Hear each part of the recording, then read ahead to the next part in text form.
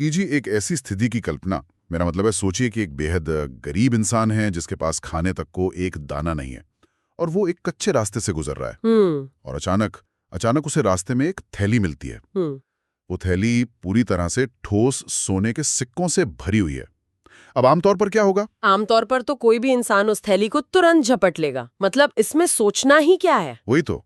लेकिन आज के इस डीप डाइव में हम एक ऐसे व्यक्ति की कहानी पर चर्चा करने वाले हैं जिसे वो सोने की थैली मिलती तो है, पर वो उसे उठाने के बजाय उस पर मिट्टी डालने लगता है। अरे वाह, मिट्टी क्यों? क्योंकि उसके दिमाग की वायरिंग कुछ इस तरह से बदल चुकी है कि उसे वो सोना सचमुच फिजिकली सिर्फ मिट्टी ही नजर आता है। ये एक ऐसा दृश्य है जो इंसान के सोचने के तरीके को पूरी तरह से हिलाकर रख देता है।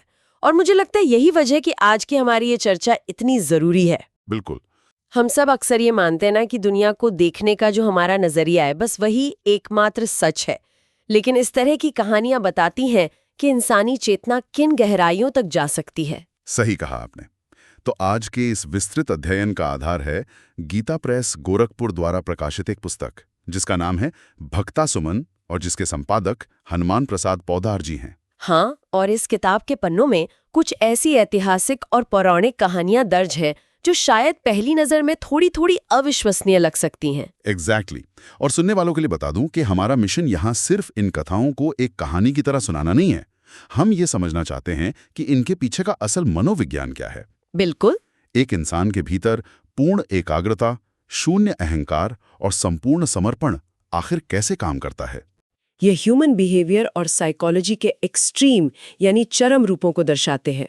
हम इस डीप डाइव में देखेंगे कि कोई भविष्य की अलग ही परिभाषा गढ़ रहा है, तो कोई अपना सब कुछ लुटा रहा है और कोई तो अपने भौतिक आकर्षण और वासना को एक नई दिशा दे रहा है। तो चलिए इस मनोवैज्ञानिक और आध्यात्मिक यात्रा की शुरुआत करते हैं। सबसे पहले हम चलते हैं दक्षिण भारत के धामी नगर, जहाँ हमें भक्त विष्णुचित की कहानी मिलती है। हाँ, और इस किताब में विष्णुचित की शुरुआती जीवन को समझाने के लिए एक बहुत ही दिलचस्प शब्द का इस्तेमाल किया गया है, गधा पचीसी। हाँ, गधा पचीसी यानी 16 से 40 वर्ष तक की उम्र। ये शब्द ही अपने आप में बहुत कुछ कहता है। बिल्कुल। अगर हम इसको ह्यूमन डेवलपमेंट और साइकोलॉजी के नज़रिए से देखें तो ये वो समय है जब किसी भी इंसान के भीतर ऊर्जा अपने चरम पर होती है, लेकिन साथ ही उसका ध्यान भी सबसे ज्यादा भटकता है। इसको अगर हम आज के संदर्भ में सोचें तो ये वो उम्र है जब हम अपना करियर बना रहे होते हैं, दुनिया भर के डिस्ट्रैक्शंस हमें अपनी तरफ खींच रहे होते हैं। सही कहा। हमारा मन सबसे ज्यादा चंचल होता है इस वक्त। लेकिन विष्णुचित की कहानी हमें बताती है कि शारीरिक रूप से बेहद रुष्ट पुष्ट होने के बावजूद उन पर इस घड़ा पिसी का भटकाव हावी नहीं हुआ। उनका मन पूरी तरह एकाग्र और पवित्र रहा। और सबसे बड़ा सवाल ये है कि विष्णुचित ने उस असीम युवा ऊर्जा का किया क्या? उन्होंने उसे दबाया नहीं होगा। एग्जैक्टली। उन्होंने उस ऊर्जा को सप्रेस नहीं किया, उन्होंने बस उसे एक दिशा दे दी, सेवा की दिशा।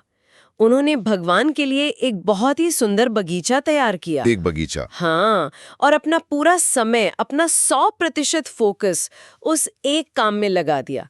ये उस ध्यान भटकने वाली उम्र में पूर्ण एकाग्रता का एक बहुत ही जबरदस्त उदाहरण है। अरे वाह। और मुझे याद आ रहा है कि इसी बगीचे में कहानी का एक बहुत बड़ा मोड़ भी आता है। बिल्कुल आता है। उस देश के जो राजा थे, राजा नरापति, वो एक दिन विष्णुचित के बनाए उस शांत बगीचे में आते हैं। हाँ। और वो राजा उनके चेहरे के तेज और उनकी शांति को देखकर इतने प्रभावित होते हैं कि सीधे उनसे उपदेश मांग लेते हैं। सोचिए, एक राजा एक आम नागरिक से उपदेश मांग रहा है। हाँ। राजा कहते हैं कि देखिए, मैं तो दिन रात राजकाज की चिंताओं में घिरा रहता हूँ, आप मुझे कोई ऐसा रास्ता बताइए जिससे मेरा कल्याण हो सके। और यहाँ विष्णुचित का जो जवाब था ना, वो किसी सन्यासी का जवाब नहीं था, वो एक बहुत ही कुशल स्ट्रैटेजिस्ट या रणनीतिकार का जवाब था। उन्होंने राजा को अपना राजपाट छोड़ने के लिए नहीं कहा। ये बहुत अजीब बात है, क्योंकि आमतौर पे तो यही सिखाया जाता है ना कि सब मोह माया है, छोड़ दो। वही तो। लेकिन विष्णुचित राजा को एक बंजारे का उदाहरण देते हैं।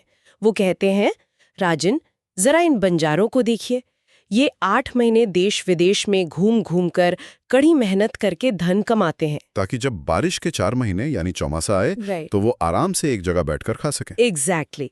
उन्होंने कहा कि ठीक उसी तरह एक बुद्धिमान इंसान इस मनुष्य जन्म में ऐसे पुण्य कर्मों की कमाई करता है जिसके फल स्वरूप परलोक में या अगले जन्म में उसे कोई कष्ट न सहना पड़े। चलिए इस बात को ना थोड़ा और खोलते हैं, क्योंकि जब मैंने स्रोत में ये हिस्सा पढ़ा तो मेरे दिमाग में तुरंत मॉडर्न डे रिटायरमेंट प्लानिंग का ख्याल आया। रिटायरमेंट प्लानिंग कैसे? मतलब हम आजकल क्या करते हैं, हम 25 साल की उम्र में नौकरी शुरू करते हैं, अपने पीएफ में, म्यूचुअल फंड्स में या 401k में पैसा डालते हैं। हाँ, फ्यूचर के लिए। वही ना, ताकि 60 साल की उम्र के बाद जब हमारी बॉडी काम ना कर सके तो हमारे पास एक सेफ फंड हो। विष्णुचित लिटरली यही बात कह रहे हैं। ये एनालॉजी सच में बहुत सटीक है। बस उनके लिए ये पूरी की पूरी जिंदगी ही वो नौकरी है और परलोक उनका रिटायरमेंट है। फर्क सिर्फ इतना है कि यहाँ बैंक बैलेंस की जगह कर्मों के बैलेंस की बात हो रही है, आत्मा के बैलेंस की। बिल्कुल। हम आज धन को सुरक्षा मानते हैं और विष्णुचित पुण्य को सुरक्षा मान रहे थे। वो राजा को समझा रहे थे कि ये जो मनुष्य जन्म है ना, ये अनंत काल के मुकाबले बहुत ही लिमिटेड टाइम का विंडो है। एक लिमिटेड अपॉर्चुनिटी। हाँ। राजा का काम प्रशासन चलाना है, लेकिन अगर राजा ये सोचे कि ये राज्य उसका अपना है तो वो अहंकार और स्ट्रेस में डूब जाएगा।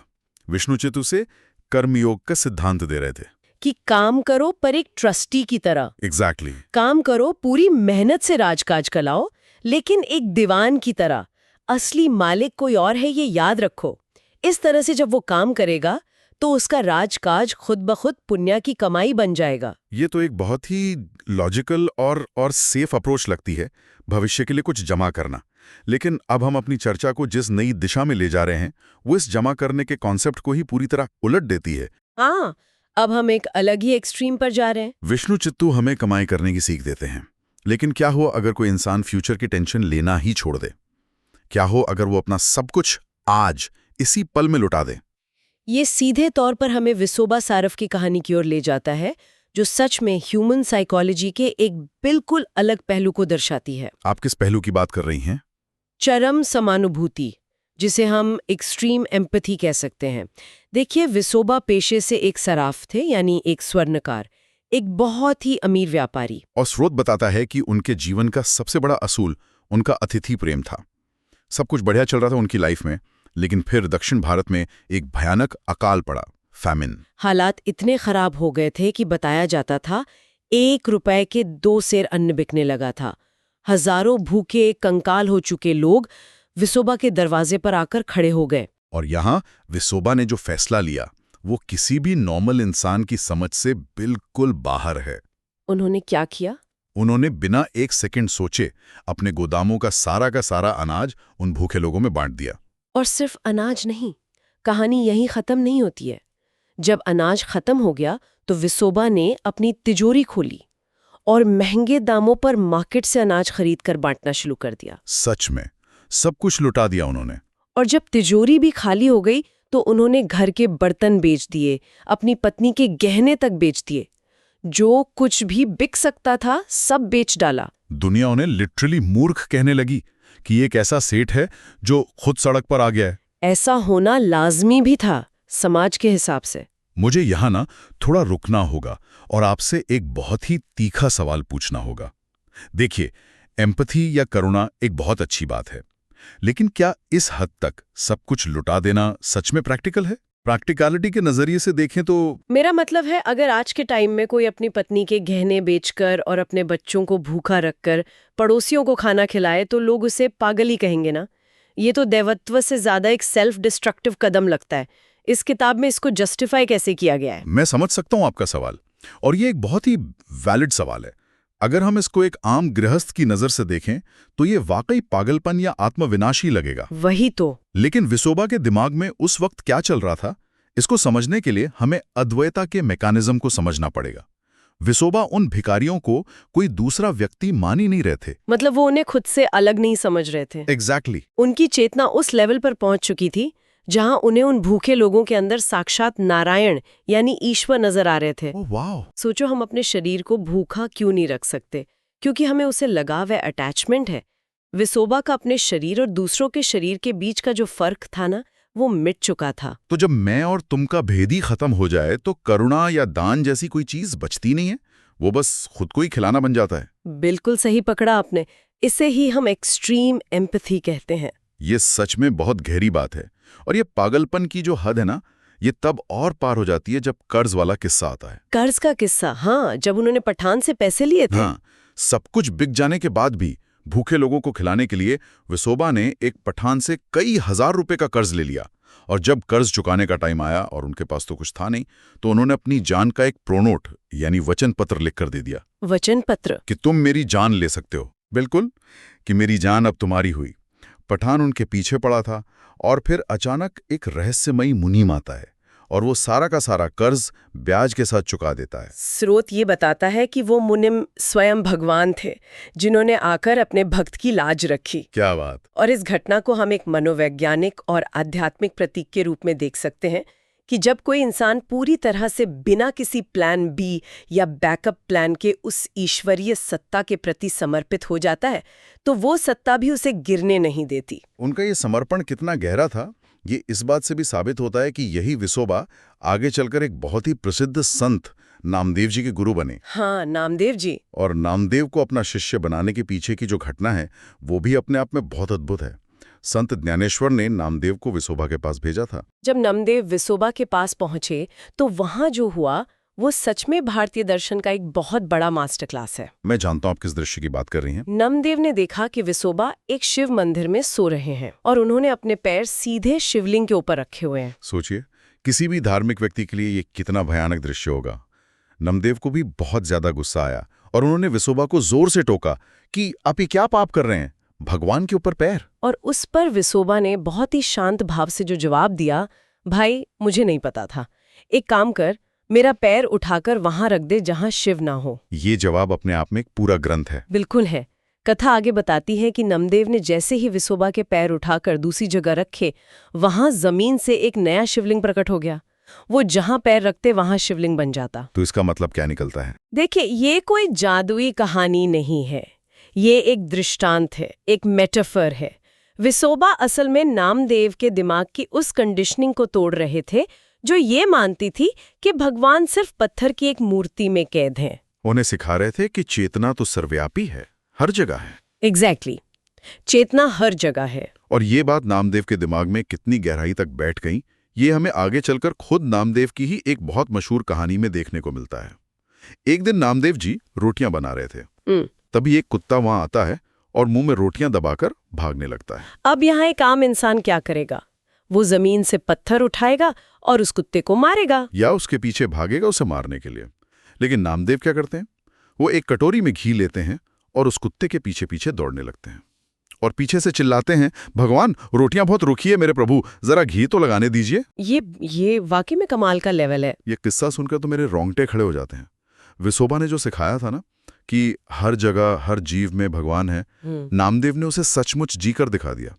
इंसान और जानवर का, ऊंच और नीच का जो सारा का सारा स्ट्रक्चर था, वो उनके दिमाग से इवैपोरेट हो चुका था, उड़ चुका था। आपने बिल्कुल ठीक कहा।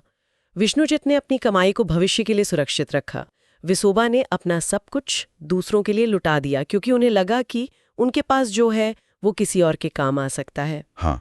लेकिन अब हम जिस तीसरे स्रोत की ओर बढ़ रहे हैं, वो इन दोनों धारणाओं को ही पूरी तरह चुनौती दे देता है। अब बात करिए भक्त रंका और उनकी पत्नी बांका की कहानी की। राइट, जी हाँ।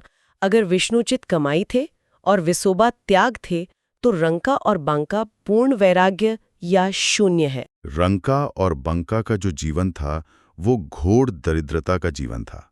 बहुत गरीबी थी, उनके पास अपना कहने को कुछ भी नहीं था। वो हर दिन जंगल जाते, सूखी लकड़ियां बीन कर लाते और उन्हें बेचकर जो चंद पैसे मिलते उसी से रूखा सूखा खाकर भगवान का भजन करते थे। और यहीं पर वो घटना घटती है जिसका मैंने इंट्रो में जिक्र किया था। एक दिन भगवान ने इन दोनों के वैराग्य की परीक्षा लेने की सोची। रंका जंगल के रास्ते में आगे आगे चल रहे थे और उनकी पत्नी बंका थोड़ी दूरी पर पीछे आ रही थी। अचानक रंका ने देखा कि रास्ते के बीचों बीच मोहरों से यानी सोने के सिक्कों से भरी एक थैली पड़ी है। अब जरा उस स्थिति को इमेजिन कीजिए आप। एक व्यक्ति जो रोज लकड़ियां बीनकर इतनी मुश्किल से अपना पेट भरता है, उसके ठीक सामने अथाह संपत्ति पड़ी हुई है। लेकिन रंका के दिमाग में एक बार भी ये ख्याल नहीं आया कि चलो इसे उठा लेते हैं, सारी गरीबी दूर हो जाएगी। इसके बजाय उनके दिमाग में एक बहुत अजीब सा डर पैदा हुआ। डर कैसा? उन्होंने सोचा कि उनकी पत्नी बंका पीछे आ रही है, अगर उसने इस सोने को देख लिया तो कहीं उसके मन में लालच ना आ जाए, कहीं उसका वैराग्य न टूट जाए। इसलिए रंका जल्दी जल्दी उस सोने की थैली पर धूल और मिट्टी डालने लगे ताकि वो छिप जाए। देखिए, ये अपने आप में एक बहुत बड़ा त्याग तो है ही, लेकिन इस कहानी का जो असली साइकोलॉजिकल झटका है ना, वो तब लगता है जब बंका पीछे से वहां पहुंच जाती है। वही तो, जब बंका ने पूछा कि आप रास्ते में ये क्या कर रहे हैं, तो रंका ने सच बता दिया कि मैं सोने को मिट्टी से छुपा रहा हूं। तब बंका ने जो जवाब दिया वो मेरे हिसाब से इस पूरी किताब का सबसे पावरफुल सेंटेंस है। उन्होंने क्या कहा? बंका ने कहा, यहां एक मिट्टी पर दूसरी मिट्टी क्या डाल रहे हो? ओह, ये एक ऐसा वाक्य है जो सीधे इंसान की आत्मा पर प्रहार करता है। मुझे सच में ये समझना है आपसे कि ये बायोलॉजिकली और साइकोलॉजिकली कैसे पॉसिबल है। एक इंसान का दिमाग जो सच में भूख से जूझ रहा है, वो सोने जैसी कीमती धातु को देखता है और उसे फिजिकली मिट्टी मानता है। ये समझना थोड़ा मुश्किल जरूर है आज के वक्त में। बिसोबा ने अपनी संपत्ति बांटी थी, यानी वो मानते थे कि संपत्ति कीमती है और उसको दान किया जा सकता है। लेकिन बांका तो सोने की वैल्यू को ही जीरो कर रही हैं। क्या ये ह्यूमन नेचर के बिल्कुल ऑपोजिट नहीं है? यहीं पर हमें निष्काम भाव के मैकेनिज्म को गहराई से समझना होगा। देखिए, किसी भी चीज की वैल्यू या कीमत क्या होती है? वो एक सामाजिक भ्रम है, एक शेयर्ड हेलुसिनेशन है। Shared hallucination. समाज ने, हम इंसानों ने मिलकर तय किया है कि ये कीमती है। रंका और बंका ने इस सामाजिक भ्रम से, इस मैट्रिक्स से खुद को पूरी तरह अनसब्सक्राइब कर लिया था। वाओ, अनसब्सक्राइब कर लिया था। बिल्कुल। जब आपके भीतर कोई संसारिक इच्छा ही नहीं बचती, जब आपको दुनिया से कुछ चाहिए ही नहीं, तो आपके दिमाग के लिए सोना और मिट्टी बिल्कुल एक समान मॉलिक्यूलर स्ट्रक्चर बन जाते हैं। तो बंका का वो वाक्य ये साबित करता है कि उनका वैराग्य रंका से भी एक लेवल ऊपर था। सही कहा। रंका को तो अब भी लग रहा था कि सोना खतरनाक हो सकता है, उनके अंदर डर था, लेकिन बंका के लिए तो सोने का अस्तित्व ही शून्य हो चुका था। एक मिट्टी। ये सच में दिमाग को सुन कर देने वाली बात है। हमने देखा कि कैसे इन भक्तों ने अपने भीतर से हर तरह की इच्छा और मोह को मिटा दिया था। लेकिन अब हम एक बिल्कुल ही अलग तरह की केस स्टडी पर आते हैं। हाँ, ये केस स्टडी और भी इंटरेस्टिंग है। ये कहानी उन सभी सुनने वालों को हैरान कर देगी जिन्हें लगता है कि अध्यात्म का मतलब सिर्फ अपनी इच्छाओं को मारना होता है।